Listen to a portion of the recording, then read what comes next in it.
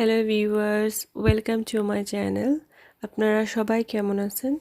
আশা করছি সবাই অনেক ভালো আছেন। আমিও আল্লাহর রহমতে ভালো আছি। এখানে এখন সকাল।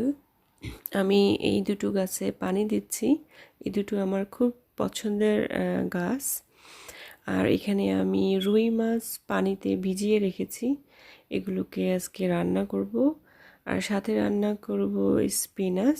এটার ভিডিও আমার করা হয়নি, সো এটা আমি আজকে দেখাবো না। এইটা ফ্রোজেন স্পিনাচ, দোকানে এভাবেই পাওয়া যায়। বাংলাদেশ থেকে যেই মাছগুলো এখানে আসে সেখান থেকে কিছু কিছু মাছ আমাদের নিজেদের ক্লিন করতে হয়। তার মধ্যে একটা হচ্ছে রুই। এটা আমাদের নিজেদের ক্লিন করে নিতে হয়, তো এখানে মাছগুলো ক্লিন করে নিচ্ছি। যেহেতু এই মাছটা ফ্রোজেন আসে বাংলাদেশ থেকে আর অনেক দিন থাকে, এই জন্য এটার মধ্য থেকে একটা অন্যরকম গন্ধ আসে। সেই গন্ধটাকে দূর করার জন্য আমি আধা ঘন্টার মতো লবণ আর লেবু দিয়ে মাখিয়ে রেখেছি। তারপরে সেটাকে ওয়াশ করে একটু হলুদ আর লবণ দিয়ে আমি আবার মাখিয়ে এটাকে ভেজে নিচ্ছি।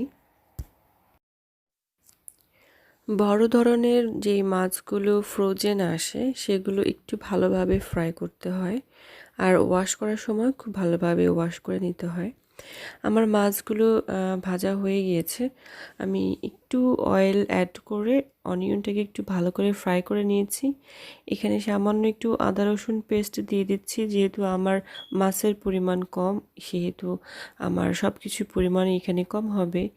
প্লাস আমার অনিয়নও আমি কম নিয়েছি। আমার আসলে একটু ঝোল রাখবো, এজন্য বেশি একটা পছন্দ না। তো এখানে আমি একটু হলুদ, একটু লবণ, তারপর হচ্ছে আপনার মরিচ পাউডার, জিরা পাউডার, ধনিয়া পাউডার সব কিছু একসাথে দিয়ে আমি খুব ভালোভাবে এটাকে কিছু সময়ের জন্য কষিয়ে নিব।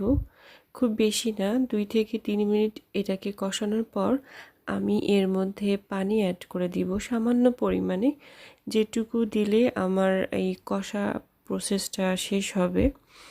তারপর এটাকে আমি এভাবেই রেখে দিব। আমি ঢেকে দিব না, কারণ এখানে সিদ্ধ করার মতো কিছুই নেই। তারপরে আমার এটা এরকম হয়ে আসছে। এরকম হওয়ার পরে আমি এর মধ্যে সবগুলো মাছ একসাথে দিয়ে দিচ্ছি।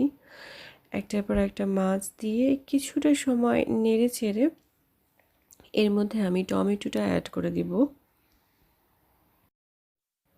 আপনারা চাইলে এখানে ছোট যে আলুগুলো থাকে, যেগুলোকে বলে নতুন আলু, ওই ছোট ছোট আলু আপনারা চাইলে এখানে অ্যাড করতে পারেন। আমার আসলে আলু তেমন একটা পছন্দ না।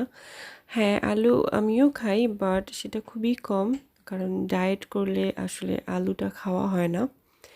টমেটো দিয়ে আমি এখানে আবারও গরম পানি দিয়ে একটু নেড়ে ছেড়ে এটাকে রেখে দিব। এটা যখন প্রায় হয়ে আসবে, তারপর এর মধ্যে আমি ধনিয়া পাতা অ্যাড করব।